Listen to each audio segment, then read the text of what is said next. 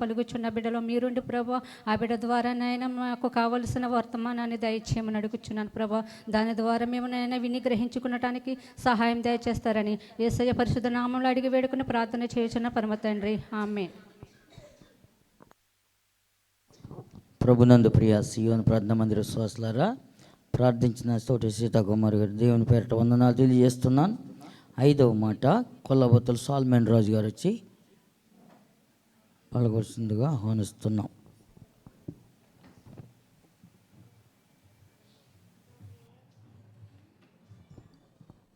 దేవుని పరిశుద్ధ నామమునకు స్తోత్రములు. కూడి వచ్చినటువంటి మీ అందరికీ దేవుని పేరిట వందనములు చెల్లించుకొనిచున్నాను. అలాగే సమయం ఇచ్చినటువంటి దైవ సంఘ వ్యవస్థాపకులు గురువు గారికి నా వందనములు చెల్లించుకొనిచున్నాను. అలాగే ఆయన సతీమణి సహోదరి లక్ష్మీ ప్రసన్న గారికి కూడా నా వందనములు తెలియజేసుకొనిచున్నాను. అలాగే సంఘ కాపరి గారు డాక్టర్ నక్కా ప్రకాష్ గారికి నా యొక్క హృదయపూర్వక వందనములు. అలాగే ప్రొఫెసర్ మధుకిరణ్ గారికి నా వందనములు తెలియజేసుకొనిచున్నాను. అలాగే దైవజనులు దేవుని సేవకులు అందరి గారికి కూడా నా వందనములు తెలియజేసుకొనిచు కూడి వచ్చినటువంటి మీ అందరికీ కూడా యొక్క శుభ శుక్రవారం శుభములు తెలియజేసుకొనిచు సంఘము నన్ను ప్రేమించి ఆ యొక్క ఇచ్చినటువంటి ఆ మాట 5వ మాట, 7 మాటలు భాగంగా 5వ మాట మరి యోహాను సువార్త 19వ అధ్యాయము 20వ వచనం నేను చదివి కొద్దిగా అందులో ఉన్నటువంటి విషయాలు మనం దేవుని యొక్క సముఖంలో జ్ఞాపకం చేసుకుందాం. అటు తరువాత సమస్తమును అప్పటికి సమాప్తమైనదని యేసు ఎరిగి లేఖనములు నెరవేరినట్లు నేను దప్పిగొనుచున్నానను. చిన్న ప్రార్థన చేసుకుందాం. సర్వశక్తియు కనికరం గల దేవా, ఇదిగో ప్రభా, మీరు ప్రభా మా కొరకు ప్రభా సిలువలో మరణించి మా కొరకు ప్రభా మా జీవితాంతకాలం ప్రభా కొన్ని మాటలు ప్రభా మేము నెమర వేసుకునేటువంటి స్థితిలో మమ్మల్ని ప్రభా ఉంచి ప్రభా ఈ యొక్క మాటల ద్వారాగా ప్రభా మేము ప్రభా మీ నిత్యరాజ్యమును వెతకడానికి ప్రభా మిమ్మల్ని ఆరాధించడానికి ఆ రాజ్యమును మమ్మల్ని చేరుకోవడానికి సహాయం చేయమని కూడి వచ్చిన మీరు మా అందరినీ మీరు ఆశీర్వాదం దీవించమని యేసుక్రీస్తు వారి ఉన్నతమైన నామమున అడిగి వేడుకొనిచున్నాను మా పరమ తండ్రి, ఆమేన్. అయితే సహోదరి సహోదరులారా, ఈ సమయంలో మనం చూసినట్లయితే ఇప్పటికీ సమస్తము సమాప్తమైనదని యేసుక్రీస్తు ప్రభుల వారు పలుకుచూ ఉన్నారు. అనగా అప్పటికే ఆయన పడవలసినటువంటి శ్రమలు అన్నీ పడిపోయి ఉన్నారు. 4 మాటలు, అమూల్యమైన మాటలు దైవజనుల ద్వారా మనం విన్నాం. యేసుక్రీస్తు ప్రభుల వారు వేరే కొరకు మాట్లాడవలసిన 3 మాటలు తగినటువంటి 1 మాట ఆయన యొక్క ఆత్మ కొరకు మాట్లాడి మరి 5వ మాటగా ఆయన అంటున్నారు అప్పటికి సమాప్తమైనదని చెప్పి సమస్తం.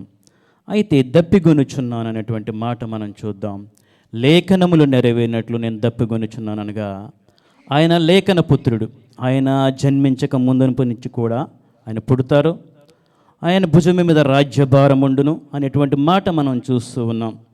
అయితే ఆ యొక్క ఆ భారం ఏదనగా ఆయన రాజ్యమునకు మనల్ని చేర్చారనేటు భారమే ఆ భారం.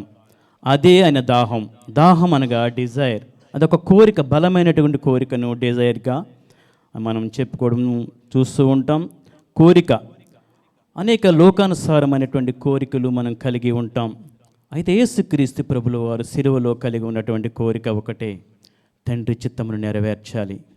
ఆ యొక్క తండ్రి యొక్క మాటను మరి ఈ యొక్క లేఖనములలో జరిపినటువంటి రాయించినటువంటి విధంగా ఒక్క సున్నైనను పొల్లైన తప్పిపోకుండా కూడా వాటిని నెరవేర్చాలన్నటువంటి యొక్క కోరికే ఆ దాహం ఏమిటనగా, అయితే లేఖనములు ఎదుట ఆయన ఎంత గౌరవ మర్యాదలు కలిగి ఉన్నారో ఒక చిన్న విషయాన్ని మనం చూసుకుందాం. ఆయన అప్పగింపబడినటువంటి రాత్రి సహోదరి మరి చదివినటువంటి వాక్య భాగంలో మనం చూసుకుంటే ఆయనను కొంతమంది పరిచయులు వచ్చి ఆయనను బంధించి ఆయనను తీసుకువెళ్దామని చూసినప్పుడు, అయితే ఆయన శిష్యులలో ఒకరైనటువంటి ఒక శిష్యుడు వచ్చి పేతురు గారు వచ్చి ఆ యొక్క పరిసయ్యుల యొక్క బంట్రోతుని చెవి నరికినట్టుగా మనం చూస్తూ ఉంటాం. యేసుక్రీస్తు ప్రభువుల వారు చెవిని ముట్టు బాగు చేసి, అయితే ఆ శిష్యునితో ఒక మాట అంటారు, నీ కత్తి నీ వరలో పెట్టుము, కత్తి పట్టేవాడు కత్తి చేతనే మరణిస్తాడనే ఒక అమూల్యమైన మాట ఇప్పటికి కూడా నెరవేరేటువంటి మాట ఆయన చెప్పుచూ ఉన్నారు. అయితే ఈ సమయమున నేను నా తండ్రిని వేడుకోలేని అనుకునిచున్నావా? ఆయన యొక్క తండ్రి యొక్క బలాన్ని ఆయన ప్రదర్శిస్తున్నారు. ఆ తండ్రి యొక్క బలవంతుడైనప్పటికీ, ఈయన యొక్క మహిమలు కలిగినటువంటి దేవుడైనప్పటికీ కూడా వాటిని ఉపయోగించుకోలేను. నేను తండ్రిని వేడుకోలేని నీవు అనుకునిచున్నావా? వేడుకొనిన ఎడల ఆయన 12 వ్యూహా సైన్యముల కంటే ఎక్కువ దూతలను పంపి నన్ను కాపాడని నువ్వు అనుకొనిచున్నావా? అయితే అటుల నేను చేసిన ఎడల లేఖనములు ఇటుల నెరవేరును అని చెప్పేసాను అంటాడు. అయితే ఈ మాటలు మనం చూసుకున్నట్లయితే ఆ లేఖనముల పట్ల ఆయన ఎంత శ్రద్ధ కలిగి ఉన్నారు, ఎంత దాహం కలిగి ఉన్నారని చూస్తుంటాం. అయితే ఇక దాహం గురించి మనం చూస్తే నిత్యరాజ్యమును ఆయన మనల్ని చేర్చాలన్నటువంటి దాహమే. ఈ యొక్క సమయంలో యేసుక్రీస్తు ప్రభుల వారి యొక్క జీవజలముల గురించి మాట్లాడేటువంటి మాటను మనం చూసినట్లయితే, ఆయన సుకార్ అనే ఊరికి వెళ్ళినప్పుడు, నేను వాక్యంలో ఎక్కువగా చూపించట్లేదు కానీ సమయం లేనందువలన, సుకార్ అనేటువంటి ఆ ఊరికి వెళ్ళినప్పుడు యాకోబు బావి దగ్గర సమరయ స్త్రీతో జరిపిన సంభాషణ మనం చూస్తూ ఉంటాం. ఆ సంభాషణలో యేసుక్రీస్తు ప్రభుల వారు నాకు దాహమునికి ఇమ్మని అడుగుతారు, కానీ ఎంటైర్ మనము ఆ యొక్క చాప్టర్లో మనం చూసుకున్నట్లయితే ఆమె దాహం ఇచ్చినట్టు కానీ ఆయన తీసుకున్నట్టు కానీ ఎక్కడ కూడా లేదు. ఎందుకంటే ఆయనే ఆమెకు జీవజలములు ఇచ్చి, ఆయనకు ఉబ్బికెట్టి జీవజలపు ఊటగా మీరు ఉంటారని ఆమెకు చెప్పినప్పుడు ఆమె దాన్ని గ్రహించుకొని కొద్దిసేపు సంభాషణ జరిపి, ఆ యొక్క సంభాషణ తర్వాత ఆమె మరి రక్షణ పొంది నిజమైనటువంటి రక్షణ మార్గంను తెలుసుకొని, ఆమె రక్షణ పొందడమే కాకుండా వేరే ఒక ఆ ఊరికి వెళ్ళి ఎంతోమందిని క్రీస్తు వైపుకు నడిపించుకొచ్చినట్లుగా మనం చూస్తూ ఉంటాం. అయితే ఈ యొక్క వాక్యంలో మరి యోహాను సువార్త 4వ అధ్యాయం 10వ వచనం మీరు దయచేసి చదివినట్లయితే, యేసుక్రీస్తు ప్రభువు గొప్ప అందుకు యేసు నీవు ఆ దేవుని వరమును నాకు దాహమునికిమ్మని నిన్ను అడుగుచున్నవాడెవడో అదిగు ఎరుగు ఏంటి, నీవు ఆయనను అడుగుదు, ఆయన నీకు జీవజలములు ఇచ్చును. దేవుని వరం అనగా ఇంగ్లీష్ బైబిల్లో రాస్తుంది గిఫ్ట్ ఆఫ్ గాడ్. ఆ యొక్క దేవుని వరము, ఆ యొక్క గిఫ్ట్ ఆఫ్ గాడ్ మనం అసలు పొందుకునే విధానం ఏంటి అని మనం చూసుకున్నట్లయితే అయితే అదే పరలోక రాజ్యము. దాని గురించి కలిగినటువంటి దాహమే యేసుక్రీస్తు పొందినటువంటి దాహం. అయితే ఆయన యొక్క దాహమును మనం తీర్చుకోవాలన్నా, మనము ఆ యొక్క నరకంలో పడకుండా ఆ యొక్క భయంకరమైనటువంటి దాహం మనం పొందకుండా ఉండాలంటే, మనం మత్తయి సువార్త 25వ అధ్యాయము 34వ వచనం దయచేసి చదవండి.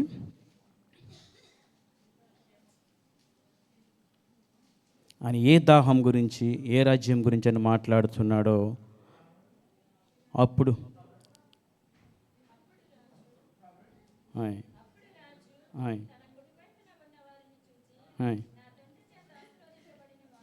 అనా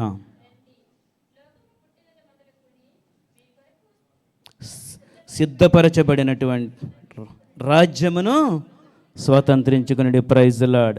అయితే అప్పుడు రాజు తన కుడివైపునున్న వారిని చూచి, తండ్రి చేత ఆశీర్వదించబడిన వారలారా రండి, లోకము పుట్టినది మొదలుకొని మీ కొరకు సిద్ధపరచబడిన రాజ్యం.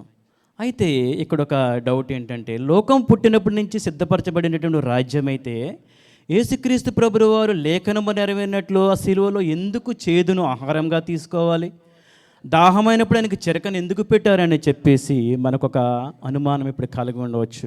అయితే ప్రియులారా,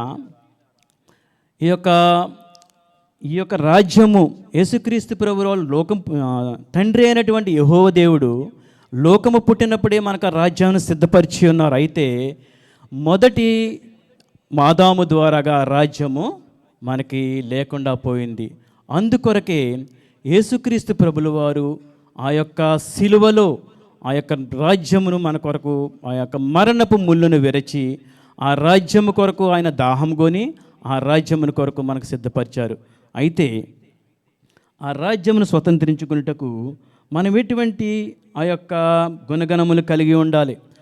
క్రీస్తు యేసునందు విశ్వాసం ఉంటేనే చాలు, సరిపోదు. కానీ ఆయన యందు, మన క్రియలు యందు, మన భక్తి యందు ఆయనకు విధేయులై ఉండులాగున మనం ఉండాలి. అయితే ఈ యొక్క మాటను మనం చదువుకుందాం.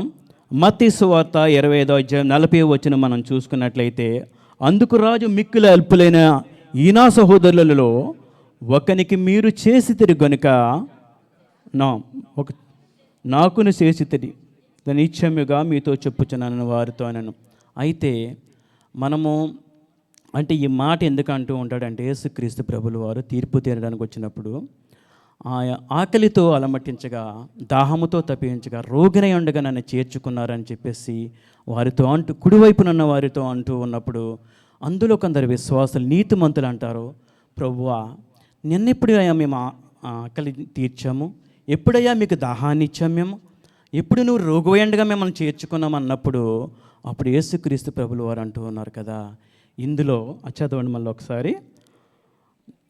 అందుకు రాజు మిక్కిలి అల్పులైన ఈనా సహోదరులో ఒకనికి మీరు చేసితిరి గనుక నాకు నువ్వు చేసితిరి. అయితే మన క్రియల యందు మనమెంతో, అయితే దైవజనులు మనం చూస్తూ ఉంటాం, మనం ఇంటి దగ్గర ఆ యొక్క భేద దైవజనులు కానీ, ఎంతో కష్టపడి సహాయం ఆ యొక్క సేవ చేస్తున్నటువంటి దైవజనులు కానీ, వారిని చూచినప్పుడు వారిని మనం వారికి ఆ కానుకల ద్వారాగా వారిని ఆదరించి వారి యొక్క ఆశీర్వాదాలు పొందుకోవాలని, అలాగే అలుపులైనటువంటి వారు, తండ్రి లేని వారి బేదలను మనం ఆ యొక్క వారికి ఆదరణ చూపుచు ఆ క్రీస్తుకు మాదిరిగా ప్రేమ కలిగి ఉండాలి. అయితే ఒక విశ్వాసంతోనే కాదు కానీ, బాప్తిస్వంతోనే కాదు కానీ, ఈ యొక్క మనస్సు మనం కలిగి ఉంటే ఈ యొక్క నిత్య రాజ్యాన్ని స్వతంత్రించుకుంటాం. యేసుక్రీస్తు ప్రభులు వారు అయితే ఏ రాజ్యాన్ని మనకి ఇవ్వాలని దాహం కొనుచున్నారో, ఏ రాజ్యాన్ని మనకి స్వతంత్రించాలని చూస్తున్నారో, ఈ రాజ్యాన్ని మనం స్వతంత్రించుకోవాలని, తద్వారా ఈ యొక్క వాక్యము ద్వారా, ఈ యొక్క మాటల ద్వారా మనం తెలుసుకుని యేసుక్రీస్తు ప్రభు యందు నిత్యము మనం విశ్వాసం కలిగి భక్తి కలిగి ఉండాలని ఈ నా మాటలు మీ అందరి వెనుకళ్ళు ముగించుకుంటూ ఈ కొద్ది మాటలు దీవించి ఆశీర్వదించునుగాక. ఆమేన్.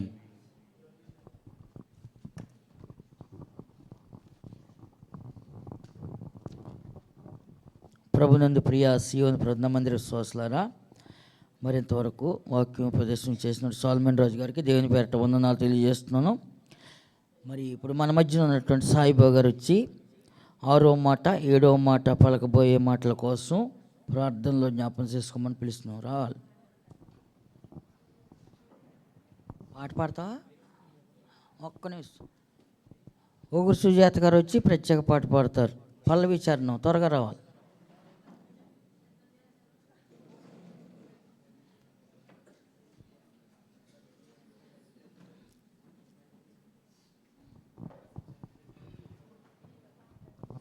దయచేసి రావాలి త్వరగా, చాలా ఆలస్యమైపోయింది.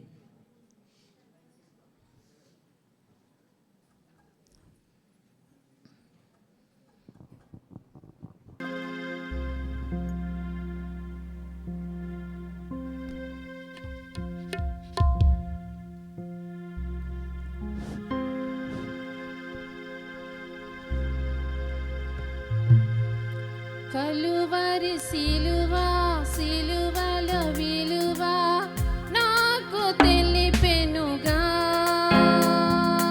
కలుషము బాపగా కరుణను చూపగా నన్ను వెదకెనుగా. అజేయుడా విజేయుడా సజీవుడా సంపూర్ణుడా, అజేయుడా విజేయుడా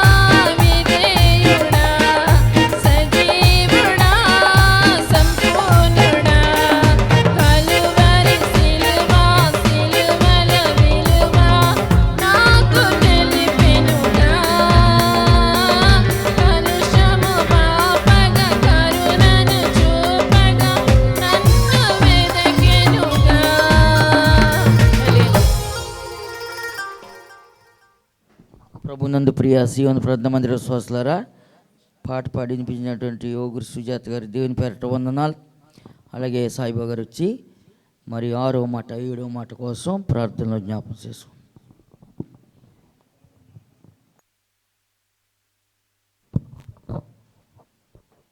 ప్రార్థన చేసుకుందామండి. అందరూ దయతో తల వంచండి. సియోను ప్రార్థన విశ్వాసులందరికీ కూడా శుభ శుక్రవార శుభాకాంక్షలండి.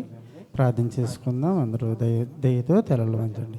ప్రేమమయుడా దయామయుడా యేసయ్యా, నీ ఘనమైన నామానికి లెక్కలేని స్థితులు సూచనలు తండ్రి.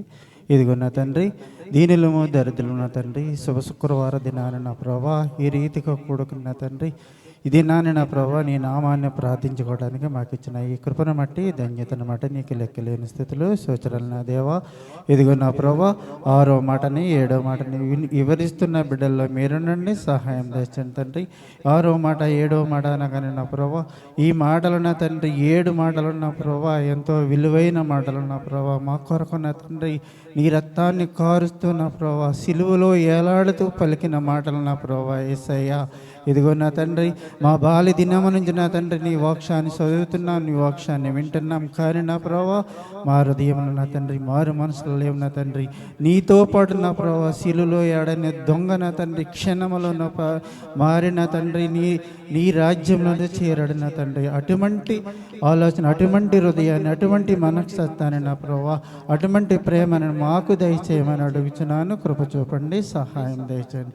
ఈ దీన ప్రార్థన నీ సందడి చేసిన కృప చూపుతారని యేసు నామమున అడిగి ప్రార్థిస్తున్నాను పరమ తండ్రి. ఆమేన్.